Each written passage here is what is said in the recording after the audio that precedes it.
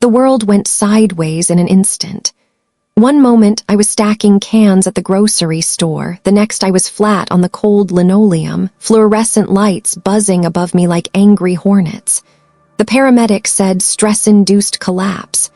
At 66, my body had finally called my bluff. At the hospital, the nurse asked gently, "Your son's on his way, right?" I nodded, clutching hope like a lifeline. They had called Ryan my only son. Of course he would come. But as the Roman 4 dripped into my arm, my phone lit up with a notification. Jenna, my daughter-in-law, had tagged me in a post. I tapped it with trembling hands. There they were, Ryan and Jenna grinning at a winery, glasses raised in a toast. The caption sliced through me sharper than any scalpel.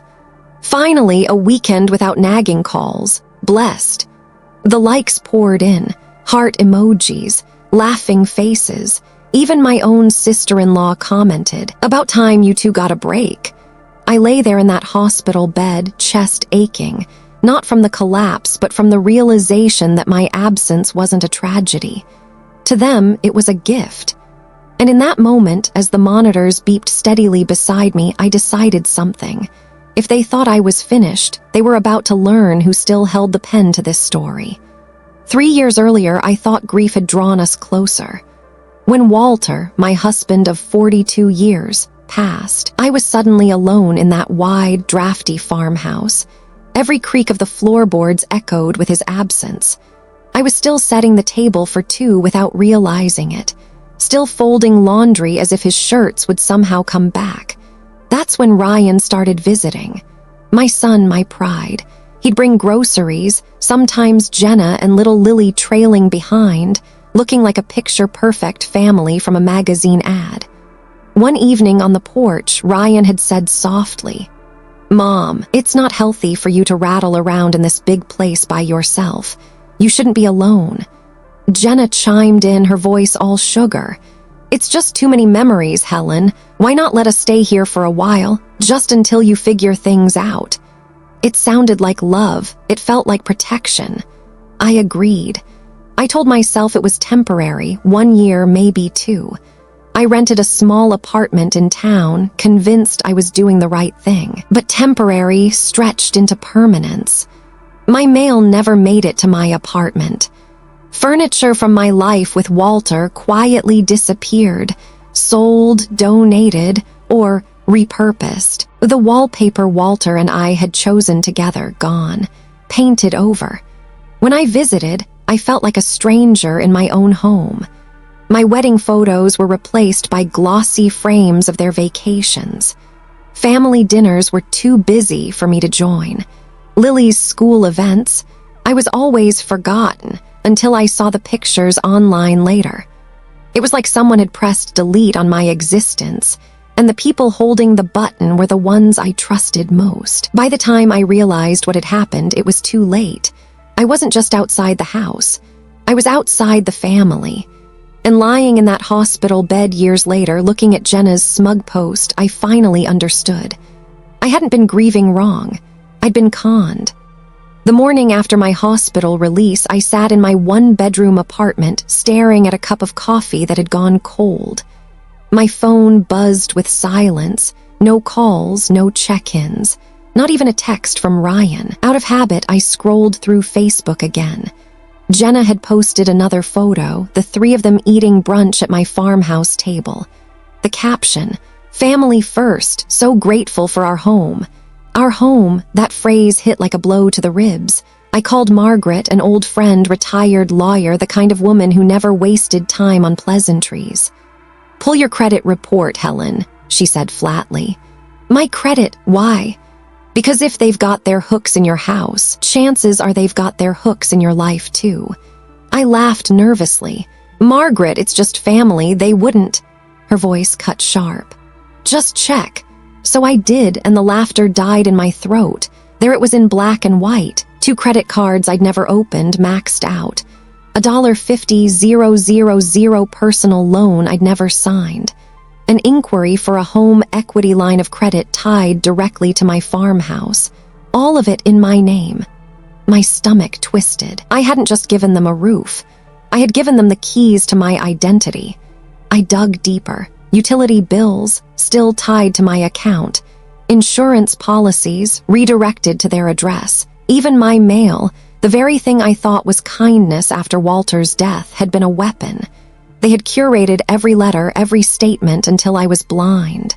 I wanted to vomit. 3 years of smiling visits. 3 years of being told I was too fragile to handle paperwork. 3 years of being erased, so they could fatten themselves on my name. That night, I spread the papers across my kitchen table until it looked less like mail and more like a crime scene. And one thought burned hotter than the rest. They hadn't just stolen from me, they had stolen me. I didn't storm over to the farmhouse. I didn't scream or demand explanations. That's what they expected, an emotional outburst they could dismiss as Mom being dramatic again. Instead, I went quiet. The next morning, I drove to the county clerk's office and asked to see the deed. The clerk pulled the record, glanced at me, then slid the paper across the counter. Owner of record, Helen Grace Whitmore. My name, not Ryan's, not Jenna's, mine. I walked out of that office with my first real weapon, proof. From there, I moved carefully. I met with Margaret in her law office, or rather, her dining room, which she'd converted into a command center for retirees in trouble. She brought in a young associate, sharp as a blade, who specialized in elder fraud. Together, they laid it out, every fraudulent card, every forged signature, every penny siphoned. And while we planned, I played my role. To Ryan and Jenna, I was the same quiet, grateful mother. I nodded when Jenna bragged about the new kitchen backsplash bought with my stolen credit. I smiled when Ryan said they were thinking of expanding the garden, paid for with my name. What they didn't see was me, at night, copying receipts into neat folders, printing bank statements, photographing every suspicious document. What they didn't hear was the click of the pen as I signed papers transferring the farmhouse deed into an irrevocable trust. What they didn't know was that, while they were busy posting wine glass selfies online, I was building a case thick enough to crush them. For the first time in years, I slept well, because I finally understood. They thought they'd written me out of my own story, but I was quietly writing the ending. It began with a sign. A plain white rectangle hammered into the soil at the edge of the driveway, in bold black letters, for sale. Barbara, my real estate agent, had placed it there herself, her lipstick as sharp as her contracts. "Let them find out the way strangers do," she'd said. By noon, my phone rang. Ryan's name flashed, then vanished, then flashed again. 10 missed calls in 20 minutes. Finally, I picked up. "Mom, what the hell is going on?" His voice cracked between anger and panic. I sipped my coffee slowly. "Good morning to you too, Ryan. Barbara Henderson called. She says she's listing our house. This has to be some scam." "Our house." I let the words hang, sweet and heavy. "Correction, my house. The one your father and I paid for over 30 years ago. The one still in my name." There was shuffling. Then Jenna's voice screeched through speakerphone. "You can't do this. We've invested money, paint, repairs, improvements." I laughed softly. "Improvements with a $50,000 loan you took out in my name, perhaps. Shall I list those under the amenities section of the sale?" Silence. For once, Jenna had no Instagram-ready caption, no chirpy defense. Ryan tried again, softer now. "Mom, you're overreacting. You're confused. We're family." I let the pause stretch. Then I said it, crisp as breaking glass. "Family doesn't celebrate when you collapse in a hospital. Family doesn't forge signatures, and family doesn't steal the roof their parents built." The line went dead.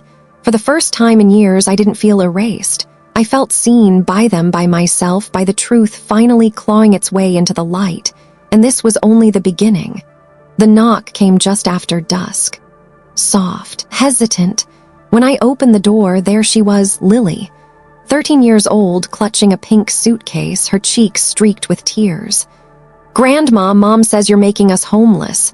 She says maybe if I stayed here, you'd remember what family is supposed to mean." My chest tightened.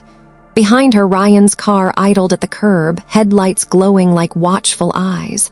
I could see their silhouettes, waiting, coaching, but too cowardly to climb the steps themselves. I knelt down, brushing Lily's hair back. "Sweetheart, they sent you here alone." She nodded, sniffling. "They said it was my job to talk sense into you." My blood burned. They'd used her as a pawn, their own daughter. I pulled her inside, sat her on the couch, and spoke carefully. "Lily, did your parents ever tell you why I'm selling the house?" She shook her head. "They just said you don't want us happy anymore." I took a deep breath. "Do you remember last Christmas, when they told you they had to visit sick relatives and you stayed at Sarah's house for a week?" "Yeah," she whispered. "They said it wasn't safe for me to go." I looked her straight in the eyes. "They weren't with relatives, they were in Cancun at a resort, paid for with money they stole from me." Her lips parted. Confusion flooded her face, then anger. "They left me for a vacation." I nodded. "And they bought jewelry the day I collapsed at work. Do you think that was for family needs?" She wiped her face, her small hands trembling. "I thought they couldn't afford things because of Dad's job. I thought." The honk of the car horn outside shattered the silence. Ryan's signal, "Time's up." I walked her back down the steps. Ryan rolled down the window, his smile tight, fake. "Well, did you talk some sense into her, kiddo?" I leaned down, my voice ice. "Ryan, if you ever use your daughter as a weapon against me again, I'll add child endangerment to the criminal charges I'm already filing." The color drained from his face. Jenna's mouth opened, then snapped shut. I opened the back door. "Lily, grab your suitcase. You're staying with me tonight." And just like that, the script flipped. Their pawn had become my witness. The courthouse smelled faintly of dust and disinfectant, a place where lies came to die slowly. Patricia, my lawyer, stacked folders on the table like ammunition, each one stuffed with bank statements, forged signatures, and screenshots of Jenna's smug posts. Across from us, Ryan and Jenna sat pale and tight-jawed, whispering frantically to their attorney. When the judge entered, I didn't tremble. For 3 years, I'd been erased. Today, I was writing myself back into existence. Patricia stood first. "Your Honor, we present evidence of systematic financial abuse, including identity theft, fraudulent loans exceeding $50,000, and the unauthorized redirection of mail for the purpose of concealment." The judge raised an eyebrow. "And the defendants?" Ryan's lawyer sputtered about family misunderstandings, about confusion in grief. But the room tilted when Patricia slid forward the deed, freshly secured in trust. "Your Honor," she said calmly, "the property in question has always remained under my client's sole ownership. Any claim otherwise is fiction." Jenna's mask cracked. "We improved that house. We made it a home." The judge's gavel slammed once. "Sit down." Then came the exhibits, statements showing Cancun resort charges while Lily was left behind, jewelry purchased on the very day I collapsed in the grocery store, testimony from Margaret and Barbara confirming the pattern of manipulation. But the final blow wasn't mine, it was Lily's. The judge asked softly, "Do you wish to say anything, young lady?" She stood, clutching her school notebook, voice trembling but clear. "They told me Grandma was dramatic, that she made things up. But she didn't. They lied and they left me." The silence that followed was heavier than stone. The judge's ruling fell swift. Ryan, sentenced to prison for fraud and identity theft. Jenna, probation, community service, and barred from financial guardianship of any kind. Lily, placed under my custody at her own request. Ryan turned toward me as bailiffs moved in, his voice breaking. "Mom, please, we're family." I looked at him the way one looks at a stranger. Family doesn't bury you alive and call it love. And then he was gone, swallowed by the system he thought he could game. The farmhouse sold within weeks.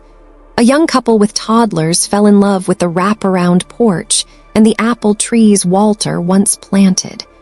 I signed the papers with a steady hand, and for the first time in years, I walked away from that land without feeling like I was leaving myself behind. Lily and I moved into a modest cottage by the lake, 3 bedrooms, just enough space for her art projects, her guitar, and a treehouse she insists on building with her own hands. Some evenings, she sits on the porch beside me, her laughter mixing with the sound of crickets, the kind of music you don't realize you've missed until it returns. The money I recovered paid for more than freedom. It paid for peace, bills in my name alone, locks only I hold the keys to, quiet mornings where I drink coffee without waiting for footsteps that don't belong. Ryan calls sometimes from prison, requests for commissary money, promises that things will be different. I keep my answers short, civil, but trust, once shattered by betrayal, isn't rebuilt with words. Jenna, she tried to rebuild her image online, posting reflection quotes and selfies at community service cleanups. But the comments never forget. Neither does Lily, who now rolls her eyes at her mother's messages instead of crying over them. And me, I've found a new calling. Twice a week, I volunteer at a senior center, teaching people how to protect their finances, how to recognize the signs of help that's really theft. I tell them, the people who call you dramatic are usually the ones writing the script behind your back. Do I regret any of it? Only one thing, that it took me so long to fight back. But now I have something I thought was lost forever, peace without apology, real peace. The kind that comes when you refuse to be anyone's victim. One evening, Lily hammered the final plank onto her treehouse and painted a sign above the doorway in her wobbly handwriting. Grandma and Lily's clubhouse, no drama allowed. Smart kid. She understood before most adults ever do. The ones who call you dramatic are usually just terrified of the truth.